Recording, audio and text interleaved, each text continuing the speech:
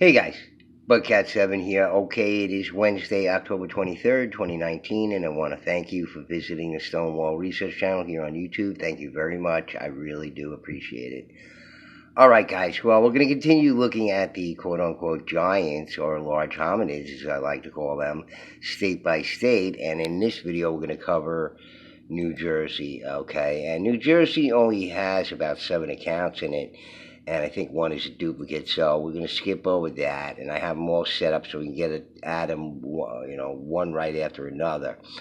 But before I even get into that, I was looking at some interesting articles about the camel species that existed at the end of the late Pleistocene, about 10,000 years ago, where these camels in North America suddenly vanished. They went extinct along with a number of other animals. But like the camel and the horse, who had its origins in America, in the Americas, okay, went out to the quote unquote old world from the new world. This is just an example of something that went out from the quote unquote new world into the old world, but for some reason went extinct over here, which only indicates to me that some major catastrophe happened here in the Americas, especially North America, and wiped out most of the evidence that we can find about a more advanced civilization being here in the Americas in the far ancient past. There are some remnants of it. You can see it around YouTube and online, where people have found megalithic stone sites in the Americas. Harry Hubbard has one on his channel, and there's been a number of people who have found megalithic type stonework in the Americas. So, there may be something to it, but just listen to what it says about the camel here for a second. The genus Camelops first appeared during the Middle Pliocene about 4 to 3 million years ago in southern North America became extinct at the end of the Pleistocene around 10,000 years ago. Despite the fact that camels are popularly associated with the deserts of Asia and Africa, the family Camelidae, which comprises camels and llamas, originated in North America during the Middle Eocene period, at least 44 million years ago. Okay, so both the camel and horse families originated in the Americas and migrated into Eurasia via the Bering Strait, or so they say. Okay, who knows how low the sea levels were in the past and how close land was to each other in reality, we don't know. But let's get to these accounts in New Jersey. As you can see if I can cover all of these. And I think what we're going to do from now on is just, read the most interesting accounts from these state by state, because it's too many. I just can't get to it, and I just want to cover the more interesting ones anyway. So I'll read over them, I'll pick them out, I'll try to do it that way. But Jersey only has the 7 accounts, and of course, that's not to say anything that was found in the past there that wasn't reported or wasn't accounted. There's much of that going on in the past. And it seems from our research here that the Northeast was just replete with mounds everywhere, and similar to that of Ohio and Illinois and Indiana, etc., and other states where mounds are found, but they seem to be mostly been destroyed. Okay, so it seems that was the modus operandi for the people back then. And who knows what else, what other incredible things were destroyed back then by the people back then out of animosity for the native peoples. Tuckerton, over 7 feet. Human bones from the Indian graves on mainland opposite Indian Mound, Tuckerton, New Jersey. Okay, so another Indian mound that's long gone and again associated with the Northeast. Here are the bones, apparently set up for display and photographed. One of the skeletons measured over 7 feet and was that of a veritable giant. It was plain to be seen that the death was caused by a fracture in the skull produced by some blunt weapon. The blood, which had congealed along the track of the wound, was surprisingly brilliant, notwithstanding the lapse of centuries. Tuckerton, over 7 feet. Doesn't say where the article was taken up from, but apparently this is a picture from it with the note.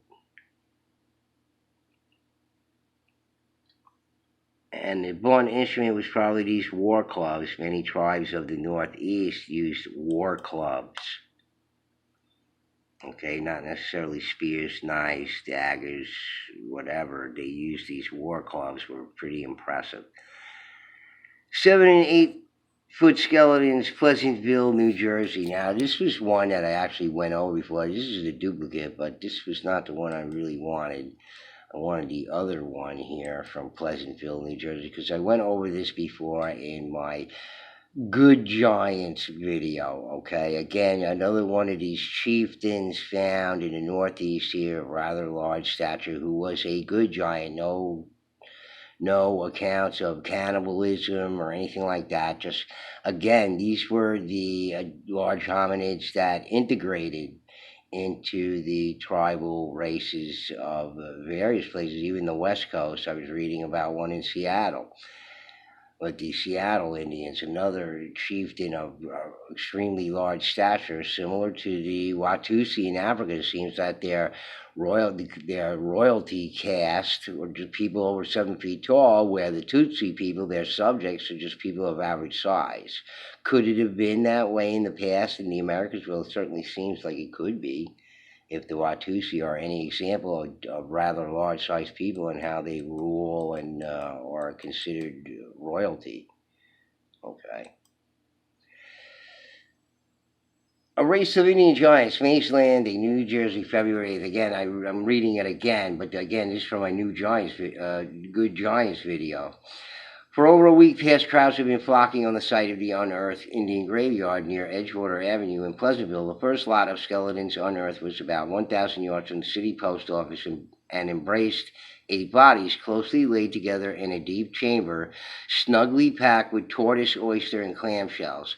One of this number had a bead and shell decoration, which together, which its extreme height, points to the fact that it must have been the powerful old Chief Keewags, whose descendants still own farms along the shore. So this guy still had descendants that live along the shore, maybe not so big as him, and that's the reason why that is because the so-called giants or large hominids were starting to devolve and, interbreeding with people of average height and, just...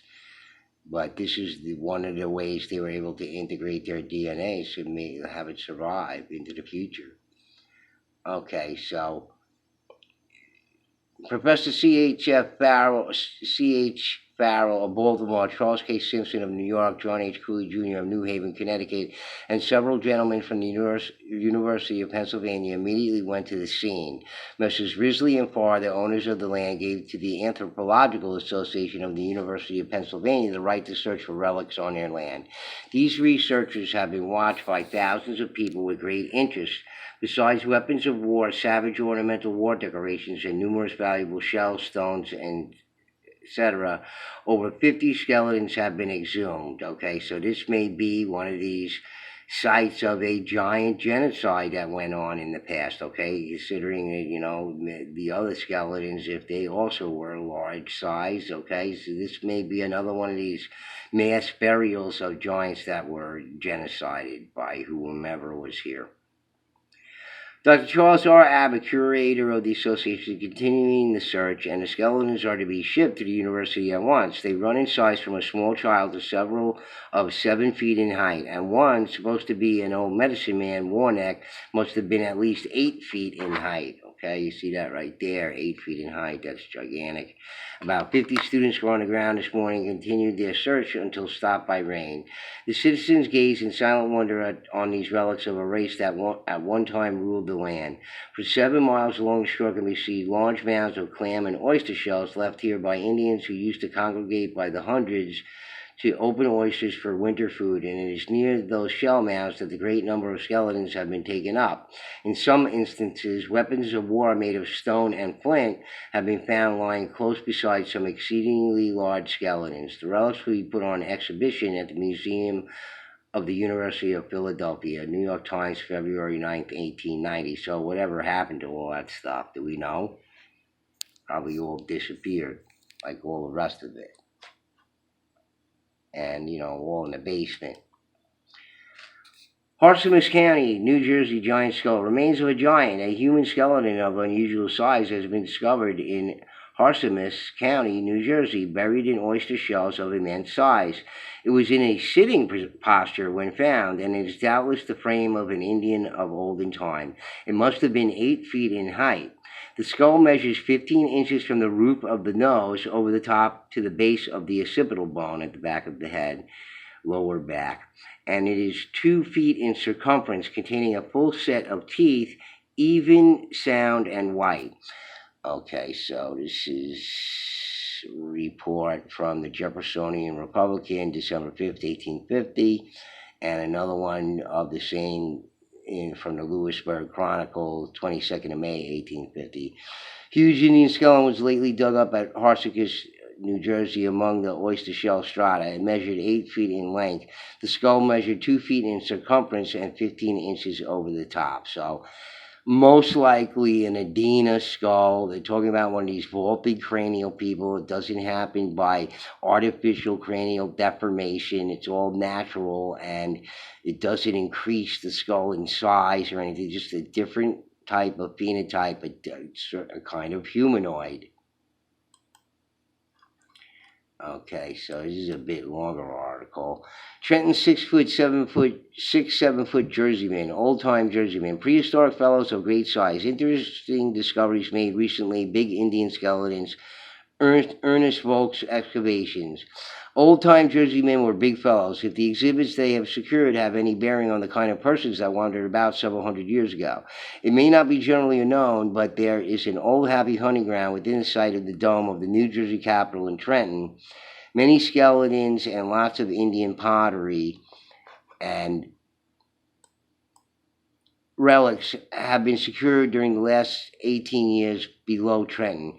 6 skeletons of Indians measuring more than 6 feet have been found by Ernst Volk of South Clinton Avenue, this city.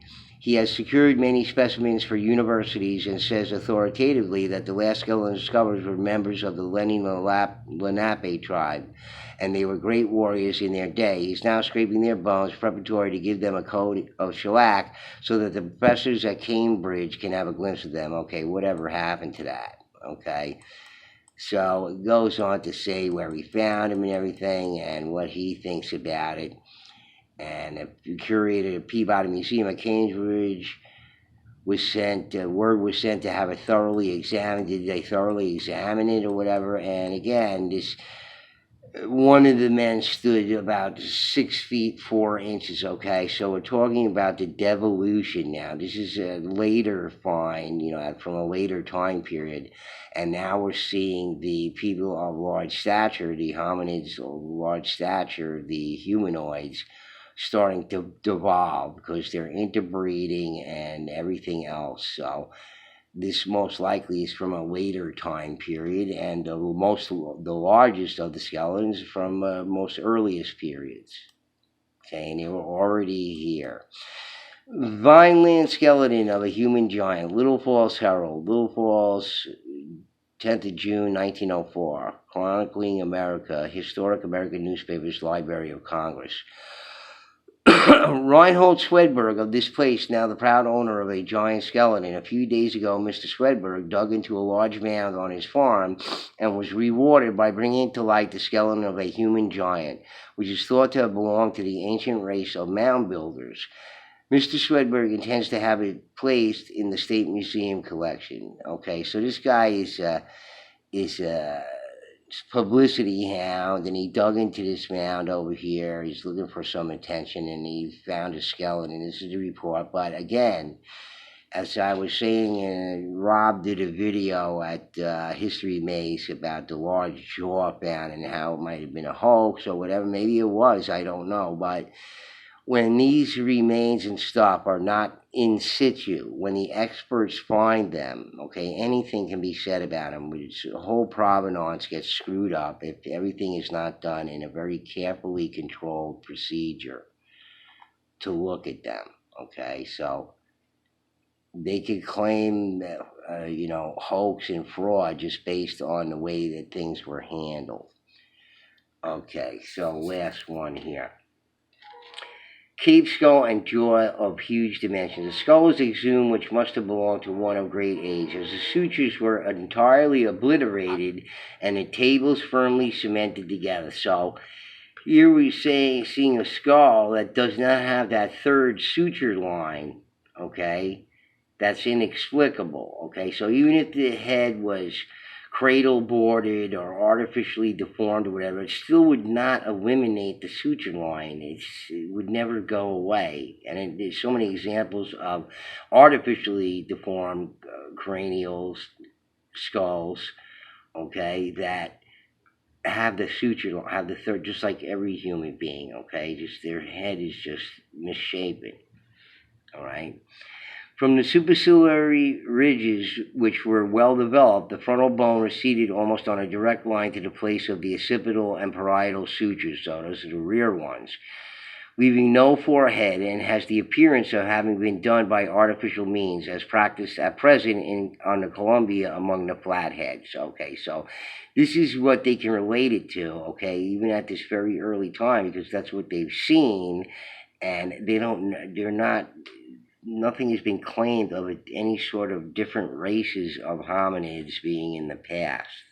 Okay, everything has to be based on Homo sapien, and that's it. A jawbone of huge dimension was likewise found, which was coveted by the observer, but the suspicions of the owner of the soil, believing it was sacrilegious and that he would be visited by the just indignation of heaven if he suffered any of the teeth to be removed, prevailed on us to return again to its mother earth. History of Cape May, New Jersey, 1897. Okay, so I'm very suspicious of this one, okay, of this account, because they found something that couldn't be explained. Okay, this thing without the third suture, and might have been an artificial cranial deformation, something they couldn't explain, and they put it back again. Okay, because what's basically bothering mainstream is this whole transition of the peoples who existed in the past, who seem to be of this large stature, into the Native American Indians. They're not telling this part of the story, folks. It's completely left out. And that's what I've been trying to get at the bottom of on my channel here, is this whole complete part of the history that they're leaving out because they can't explain it. Okay, otherwise everybody would know about it from their history books. Yeah, they might learn about the mouse, maybe even large skeletons or whatever, but there's no explanation of the transition, okay, to who the native peoples who occupy these very same areas that these people did. They disappeared suddenly, but it doesn't seem so when you read the accounts of all these Native American chieftains, okay? And another problem of these sites in the past were people who were going there to get souvenirs and other things from them. And you got to understand the sensibility of the people during the Victorian period, okay? So here's some post-mortem photographs, okay? And the more disturbing they are, okay, the higher prices they get, okay? So that's the weird necrophiles today who are into death, I suppose. But I think necrophiles are also necrophobic, and they're extremely paranoid about death. But here you see what they call memento moris, and different things taken from the Victorian period of the dead people, photographs of dead people taken as mementos. And this is the sensibility of the people back then. I was reading a report of one of these giant skeletal remains being found by some kid who was using like a shin bone as a literal shinny stick. Okay, so you have to understand the sensibility of the Victorians of that time. Okay. And they even faked some of these photographs too. They took live people and, pretended that they were dead. But there were many, many photographs of dead people. It's not, they're all hoaxes or whatever. You have people on the internet saying they're all hoaxes, but they're not. You have obvious pictures of dead people. Yeah, a kid could be sleeping or something like that. But there are obvious pictures of dead people in coffins. Their remains look horrible and all this kind of stuff. Okay, so you saw that there. fake, right? So there's fake ones too. This is the Victorian period, but there's also lots and lots of real ones, which are rather disturbing. And again, the more disturbing they are, the higher prices they could command by the necrophiles and necrophobes who are into these things. Quite disturbing.